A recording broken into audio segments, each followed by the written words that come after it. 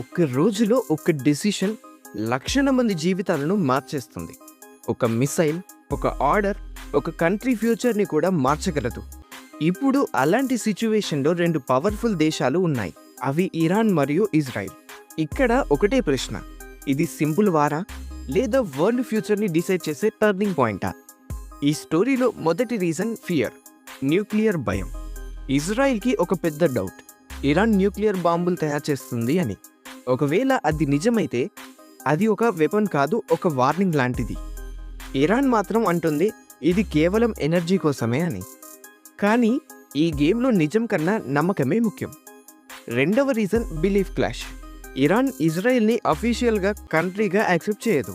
అలాగే ఇజ్రాయెల్ ఇరాన్ని తన biggest ఎనిమీగా treat చేస్తుంది.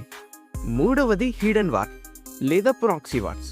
డైరెక్ట్గా వార్ జరగకపోయినా ఇండైరెక్ట్గా చాలా రోజుల నుండి వార్ జరుగుతూ ఉంది. ఎలా అంటే ఇరాన్ హెజ్బోలా, హమాస్ లాంటి గ్రూప్లను సపోర్ట్ చేస్తుంది.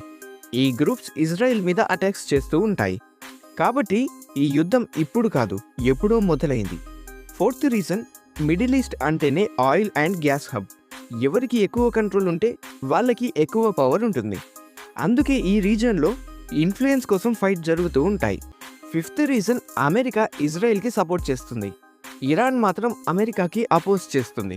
దీనిని బట్టి చూస్తే ఇది కేవలం రెండు దేశాల యుద్ధం కాదు, ప్రపంచ స్థాయి రాజకీయం. ప్రస్తుతం ఉన్న సిచ్యువేషన్ ఏంటంటే రీసెంట్గా అటాక్స్ పెరిగాయి. ఎయిర్ స్ట్రైక్స్, మిసైల్స్, టెన్షన్స్ అన్నీ ఇంక్రీజ్ అయ్యాయి.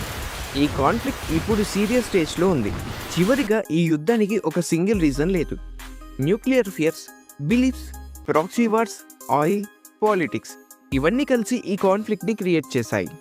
So Iran versus Israel war అనేది సింపుల్ ఫైట్ కాదు, చాలా ఇయర్స్ హిస్టరీ, టెన్షన్స్, మిస్అండర్స్టాండింగ్తో కలిసిన రిజల్ట్. ఈ యుద్ధం ఫ్యూచర్లో వరల్డ్కి పెద్ద ఇంపాక్ట్ని క్రియేట్ చేయొచ్చు. మీరేమనుకుంటున్నారో కామెంట్లో చెప్పండి. వీడియో నచ్చితే లైక్ చేయండి, మర్చిపోకుండా షేర్ చేయండి. ఇలాంటి ఇంట్రెస్టింగ్ విషయాల కోసం సబ్స్క్రైబ్ చేసుకోండి. Thank you for watching.